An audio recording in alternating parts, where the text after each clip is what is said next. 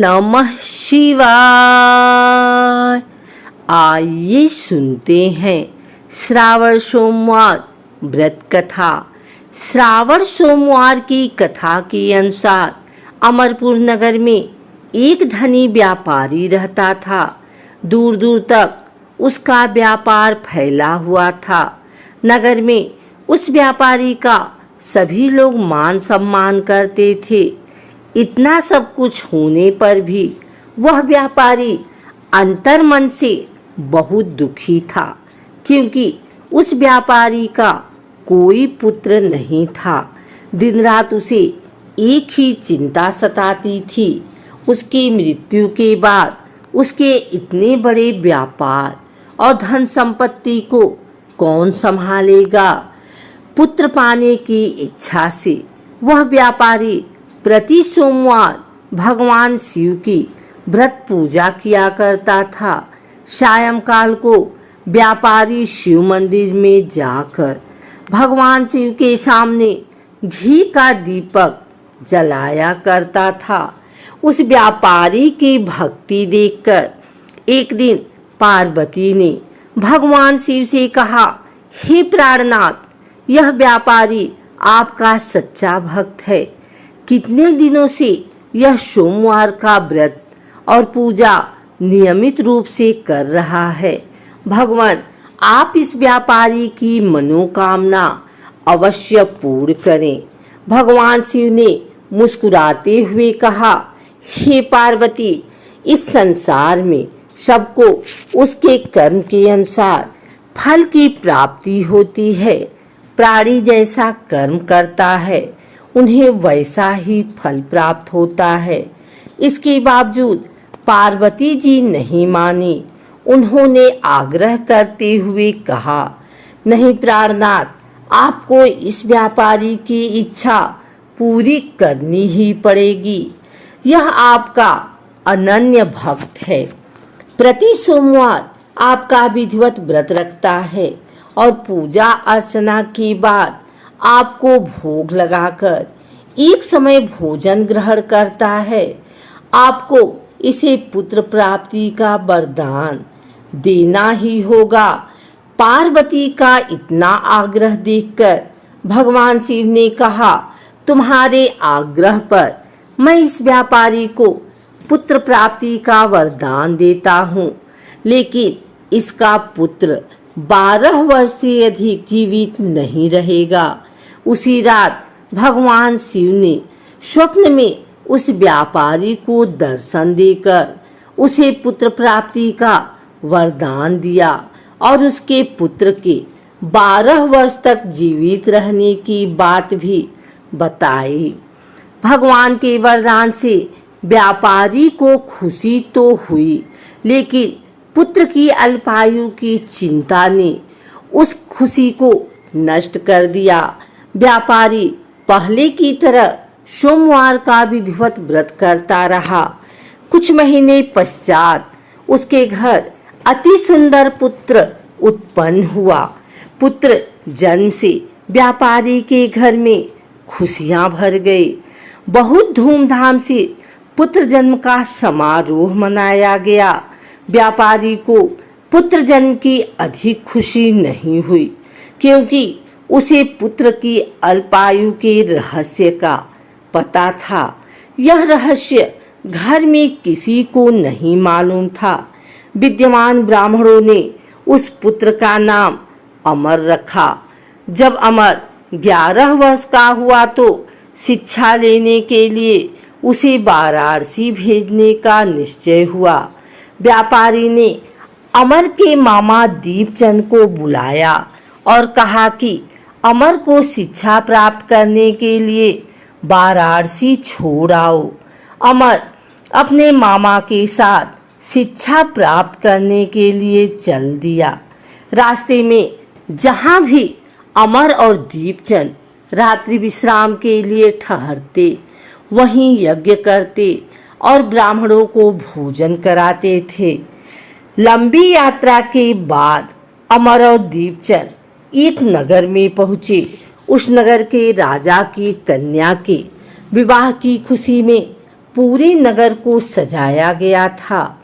निश्चित समय पर बारात आ गई, लेकिन वर का पिता अपने बेटे के एक आंख से काना होने के कारण बहुत चिंतित था। उसे इस बात का भय रहता था कि राजा को इस बात का पता चलने पर कहीं वह विवाह से इनकार न कर दे, इससे उसकी बदनामी होगी। वर के पिता ने अमर को देखा तो उसके मस्तिष्क में एक विचार आया। उसने सोचा, क्यों न इस लड़के को दूल्हा बनाकर राजकुमारी से विवाह करा दूं। विवाह के बाद इसको धन देकर विदा कर दूंगा और राजकुमारी को अपने नगर में ले जाऊंगा।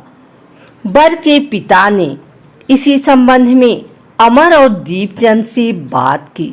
दीपचंद ने धन मिलने के लालच में वर के पिता की बात स्वीकार कर ली। अमर को दूल्हे के वस्त्र पहनाकर राजकुमारी चंद्रिका से विवाह करा दिया गया। राजा ने बहुत सा धन देकर राजकुमारी को विदा करना चाहा। अमर जब लौट रहा था तो सच नहीं छिपा सका और उसने राजकुमारी की ओढ़नी पर लिख दिया, राजकुमारी चंद्रिका, तुम्हारा विवाह तो मेरे साथ हुआ था। मैं तो वाराणसी में शिक्षा प्राप्त करने जा रहा हूँ। अब तुम्हें जिस नवयुवक की पत्नी बनना पड़ेगा वह एक आंख से काना है। जब राजकुमारी ने अपनी ओढ़नी पर लिखा हुआ पढ़ा तो उसने काने लड़के के साथ जाने से इनकार कर दिया। राजा ने सब बातें जानकर राजकुमारी को महल में रख लिया। उधर अमर अपने मामा दीपचंद के साथ वाराणसी पहुंच गया। अमर ने गुरुकुल में पढ़ना शुरू कर दिया। जब अमर की आयु 12 वर्ष पूरी हुई तो उसने एक यज्ञ किया। यज्ञ की समाप्ति पर ब्राह्मणों को भोजन कराया और खूब अन्न वस्त्र दान किए। रात को अमर अपने शयन कक्ष में सो गया। शिव के वरदान के अनुसार शयनावस्था में ही अमर के प्राण पखेरु उड़ गए। सूर्योदय पर मामा अमर को मृत देखकर रोने पीटने लगे। आसपास के लोग भी एकत्र होकर दुख प्रकट करने लगे। मामा के रोने का विलाप स्वर सुनकर समीप से गुजरते हुए भगवान शिव और माता पार्वती ने भी सुना। पार्वती जी ने भगवान से कहा, प्राणनाथ, मुझसे इसके रोने के स्वर सहन नहीं हो रहे। आप इस व्यक्ति के कष्ट अवश्य दूर करें। भगवान शिव ने पार्वती जी के साथ अदृश्य रूप में समीप जाकर अमर को देखा तो पार्वती जी से बोले, पार्वती, यह तो उसी व्यापारी का पुत्र है जिसे मैंने 12 वर्ष की आयु का वरदान दिया था। इसकी आयु पूरी हो गई है। पार्वती जी ने फिर भगवान शिव से निवेदन किया, हे प्राणनाथ, आप इस लड़के को जीवित करें, नहीं तो इसके माता पिता पुत्र की मृत्यु के कारण रो रो कर अपने प्राणों का त्याग कर देंगे। इस लड़के का पिता तो आपका परम भक्त है। वर्षों से सोमवार का व्रत करते हुए आपको भोग लगा रहा है। पार्वती के आग्रह करने पर भगवान शिव ने उस लड़के को जीवित होने का वरदान दिया और कुछ ही पल में वह जीवित होकर उठ बैठा। शिक्षा समाप्त करके अमर मामा के साथ अपने नगर की ओर चल दिया। दोनों चलते हुए उसी नगर में पहुंचे जहां अमर का विवाह हुआ था। उस नगर में भी अमर ने यज्ञ का आयोजन किया। समीप से गुजरते हुए नगर के राजा ने यज्ञ का आयोजन देखा। राजा ने अमर को तुरंत पहचान लिया। यज्ञ समाप्त होने पर राजा अमर और उसके मामा को महल में ले गया और कुछ दिन उन्हें महल में रखकर बहुत सा धन वस्त्र देकर राजकुमारी के साथ विदा किया। रास्ते में सुरक्षा के लिए राजा ने बहुत से सैनिकों को भी भेजा। दीपचंद ने नगर में पहुंचते ही एक दूत को घर भेजकर अपने आगमन की सूचना भेजी। अपने बेटे अमर के जीवित वापस लौटने की सूचना से व्यापारी बहुत प्रसन्न हुआ। व्यापारी ने अपनी पत्नी के साथ स्वयं को एक कमरे में बंद कर रखा था। भूखे प्यासे रहकर व्यापारी और उसकी पत्नी बेटे की प्रतीक्षा कर रहे थे। उन्होंने प्रतिज्ञा कर रखी थी कि यदि उनके अपने बेटे की मृत्यु का समाचार मिला तो दोनों अपने प्राण त्याग देंगे। व्यापारी अपनी पत्नी और मित्रों के साथ नगर के द्वार पर पहुंचा।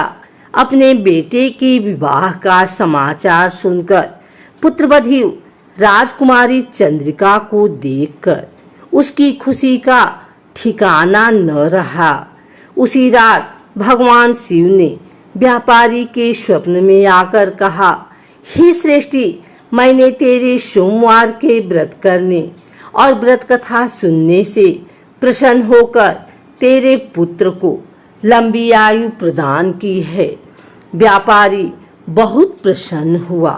सोमवार का व्रत करने से व्यापारी के घर में खुशियां लौट आई। शास्त्रों में लिखा है कि जो स्त्री पुरुष सोमवार का विधिवत व्रत करते और कथा सुनते हैं उनकी सभी मनोकामनाएं पूर्ण होती हैं।